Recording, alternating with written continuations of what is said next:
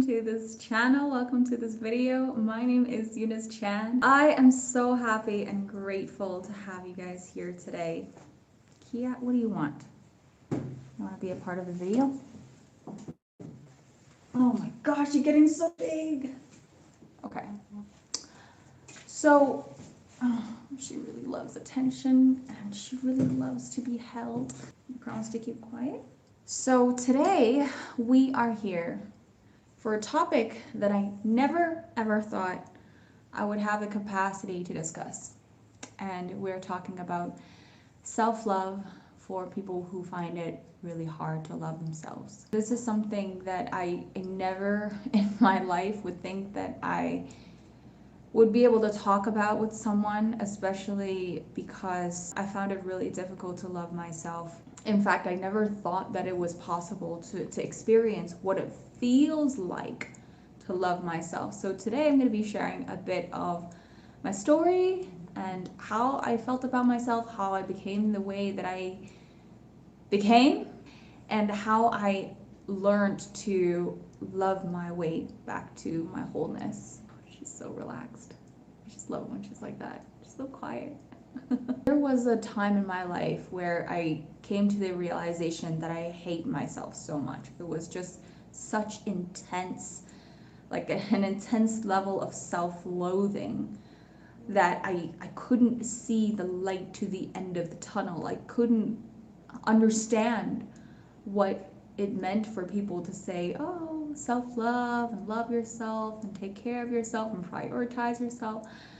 There were just so many triggers around it, and it was a very sensitive topic for me. And whenever I heard about someone who talked about self-love, I'm like, okay, well, it's that mushy topic again. When I heard them talk about things that they do to take care of themselves, I'm kind of the person who's like rolling my eyes, thinking that, oh, it's so trivial, it's unnecessary. Self-love is for people who are weak, who are emotional, and that's only because you don't know how to like power forward. That was my mentality around it, and having stripped down all the layers, I realized how much it actually hurt me to hold on to this mentality and to hold on to this way of living, because deep down I was unhappy and there were so many things that I was not giving to myself, was not allowing myself to feel, not allowing myself to experience, especially when it came to a profound and deep love for who I am. There was just like very, very little acceptance. How did I realize that I hate myself? I know that hate is such a strong word, but there really is no other words to put it. I just hated myself. The way that I found out was it showed up in so many different ways in my life. I didn't allow myself to feel pleasure in my life. I didn't allow myself to feel happiness. Like happiness was always an afterthought. I kept telling myself, happiness does not feed people. You cannot live out of happiness. You're gonna need things.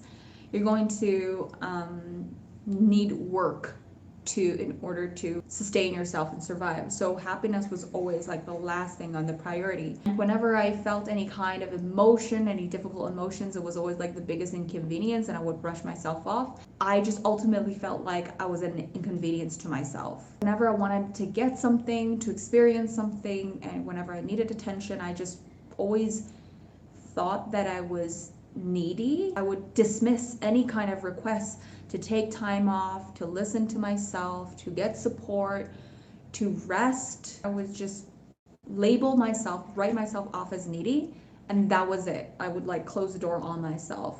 As a result of that, I got very little rest. I was always tired, and it was actually interesting because it did show up in physical ways. Like I had this really terrible nose allergy, and I always attributed to, oh, it's just the environment and it's just a pollution. I never actually realized that it was my body's way of telling me that, in fact, I was really, really tired all the time. I was not getting enough sleep. I had this like constant runny nose that I just wrote off as an allergy. I didn't even go to a doctor about it because I just thought that was just a condition that I had to live with. And whenever I did rest and whenever I did sleep in, I would think that I'm just really lazy and I would feel terrible about it. So either that I don't rest, or when I do rest, I feel so guilty about myself. I would also stop myself from reaching out and making new connections. The dialogue that was running in the background was one that told me nobody likes you. Who's gonna want to spend time with you? Who's going to want to take time for you? To actually make that worse, it made me afraid to ask questions and even like spend time with people, because I was afraid to take up other people's time, because I'm such an inconvenience to myself. So how is it possible that other people wanting to spend time with me, right? Like if I didn't even want to spend time actually listening and understanding to myself, there was no way that I could wrap my head around the idea that anybody else would want to spend time with me, and nobody would like me. I would just be like a waste of other people's time. So this is how I found out that I really, really disliked myself. The moment I had this realization, it was such a huge light bulb moment. I realized, okay, well, it is really important to go back to loving myself, but I have no idea how to start going about it. I have no idea how to even begin the first step, because the idea of just loving myself, it's such a big word. It's a whole new way of living, it's a whole new lifestyle. I couldn't even imagine what would it look or feel like to love myself. To learn to love myself, I have to learn how I learned to hate myself. I have to learn what were the thoughts and behaviors that were like planted in my head in order for me to find the way to undo it. I traced it all the way back to my mom. She had the best intentions. Like I loved her so dearly. May she rest in peace. She was the one who told me that whenever I felt like crying and whenever I felt sad, that I should just swallow my own tears. When I felt intense emotions, all I could do was tell myself to stop feeling it, swallow my tears, don't cry, just think about happy thoughts, and just try to control myself. Like pull yourself together, you just pull yourself together. And I just remember like feeling so frustrated every time when I felt a strong intense emotion and trying to like shove that down. It created even more frustration with myself because I had such a hard time controlling it. So not only was I feeling bad, I felt bad about the fact that I couldn't control myself. I felt like a terrible failure in trying to pull myself together and hold back my tears. This kind of frustration built up so much because I just couldn't control my feelings. Like it was just compounding, was building on top of each other. And that's when I started to really hate myself, because I couldn't figure out why I don't have a better grip of my emotions. And I couldn't figure out why I couldn't do better in controlling myself. The dialogue in the back of my mind was always, why couldn't you be more like this? Why couldn't you control yourself better? Or why couldn't you be less emotional? Why do you have to feel this so strongly? That's the moment I realized that I, in fact, hated myself. It was a very, very long journey because I came from zero emotional literacy, zero understanding and holding space for myself. Like I could not even sit with myself in silence. Start thinking about, okay, what would it feel like to hold space for myself and find support and tell people how I feel and, just calm and soothe myself. It was a very big emotional leap to start opening myself up to doing that. So I didn't know how to take care of myself emotionally, but I knew that all I could do was make progress. I couldn't get worse than that. I was at like the bottom layer of emotional literacy. I could not be more disconnected with myself. So any progress that I made would actually just be an improvement. It would be a lot of progress. There are two ways that it really showed up, my self-hatred. The first is just being flat out demeaning. Like, you're rubbish, you're worthless, you're terrible, you're a horrible person, nobody loves you. Who would want to spend time with you? People wouldn't love you if they knew who you were. The second way is just plain neglect. So it's like if I felt anything, I would just like look the other way and pretend that it didn't exist. It's like this needy child who wants attention didn't exist at all, and I would just give my attention to something completely different. So knowing that there are these two ways that it showed up, I know that there was a way to tackle it. First of all, I have to stop neglecting myself, and second of all, I needed to be kinder to myself. So in a bit, I'm going to be going into 6 steps in how I start beginning to love myself and grow this relationship with me. So I realized that it wasn't going to happen overnight, and every step that I take was going to be really positive progress for myself. So that side was looking optimistic, because it really couldn't get any worse. The first step was just to accept the way that I feel about myself, because I was in such a terrible place. If you can imagine suddenly coming to the realization that you just hate yourself so much that you don't know what to do about yourself. You're just like, okay, well, this is a terrible situation we're in, and I hate the way I feel about myself, and I just want to change it, but I know it can't happen overnight. So the first step is really to accept it, because there was no way I could get around how I feel about myself right now. There was no shortcut. So I'm like, okay, if I have to live with how I feel about myself right now and make progress from there, can I do that? And I had to sit with that for a while. And the answer is yes, because I couldn't skip ahead. And so I decided that the only way forward is actually to accept the fact that I hate myself so much, and that I had to stop resisting the fact that I do. And that way, I'm actually not neglecting myself, but I'm actually validating the fact that, oh yeah, I actually feel this way. So number one, as hard as it is and as counterintuitive as it sounds, is actually to accept the fact that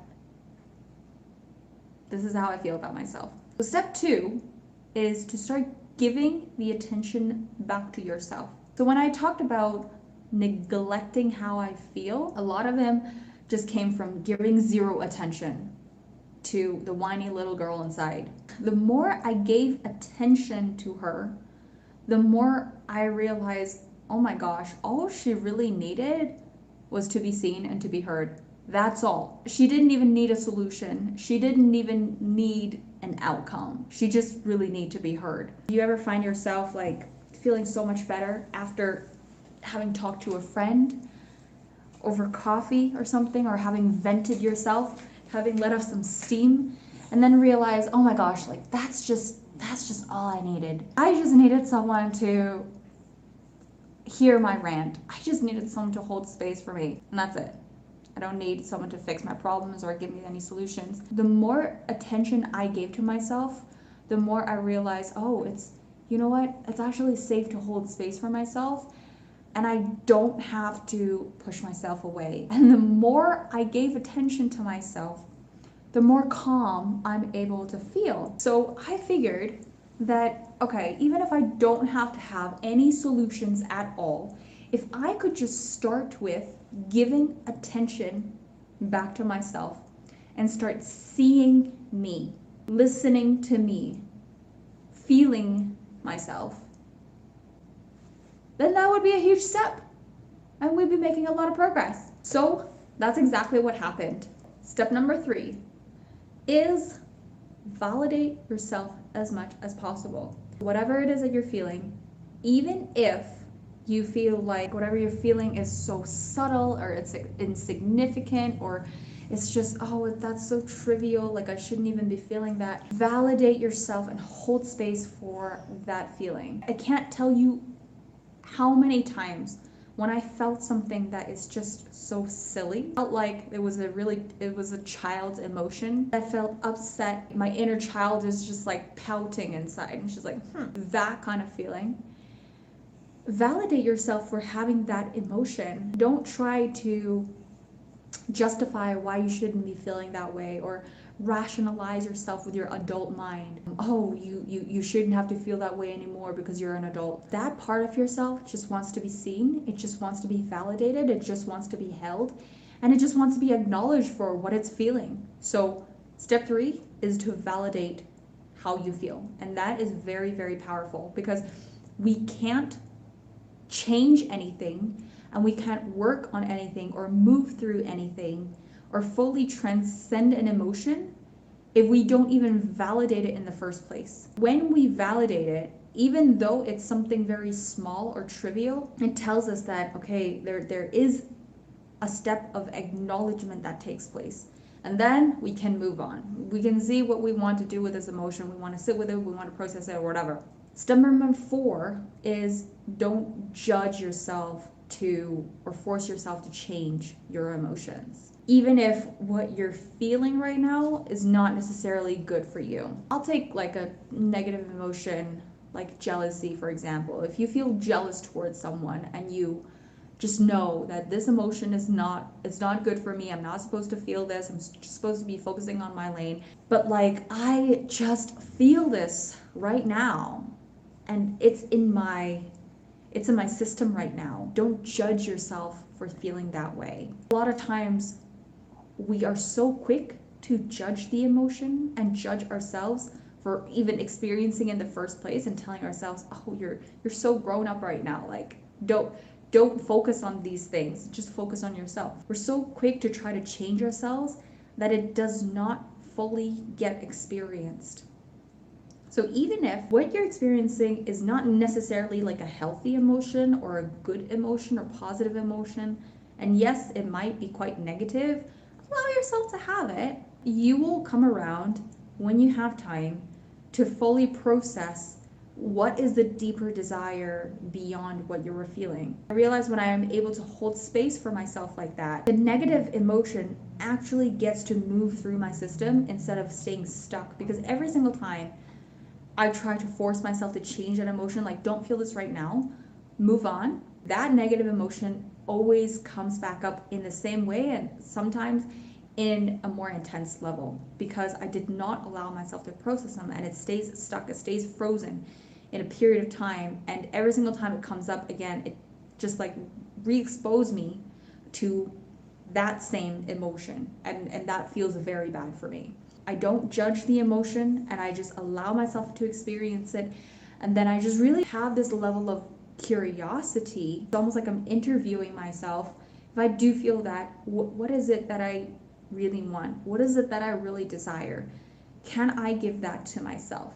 This leads to my next point, which I think is very, very important, which is to give yourself permission back to feeling pleasure. So of course I didn't learn to love myself because I didn't allow myself to feel any kind of pleasure or happiness in my life. I realized that healing your difficult emotions and giving yourself like validation again is just as important as learning to feel pleasure, learning to feel happiness again.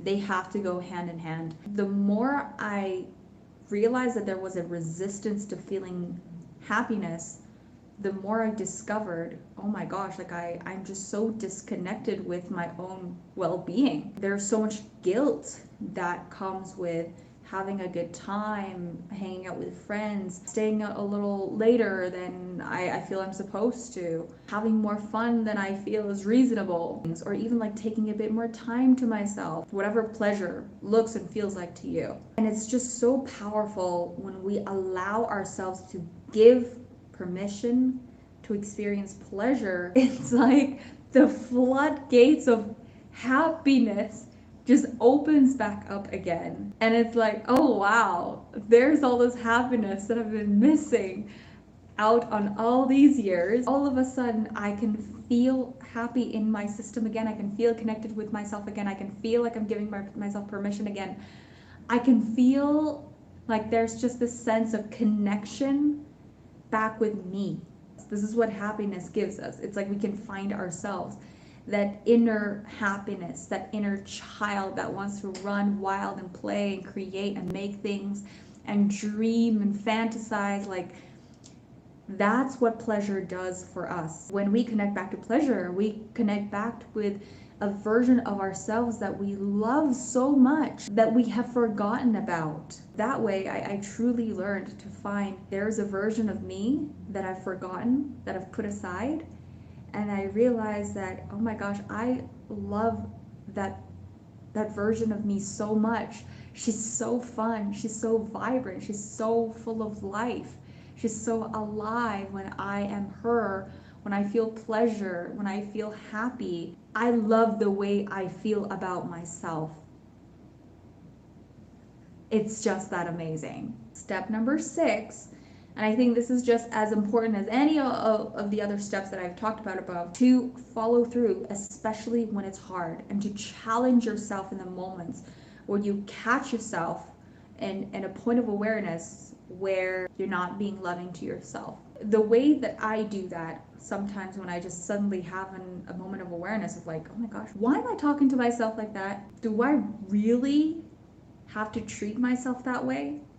Do I really have to push myself that hard to force myself to make it happen right now, or to do it right now, or to make it so difficult for me? And I realize that when I do challenge myself and I do follow through with loving thoughts, that I come back to myself.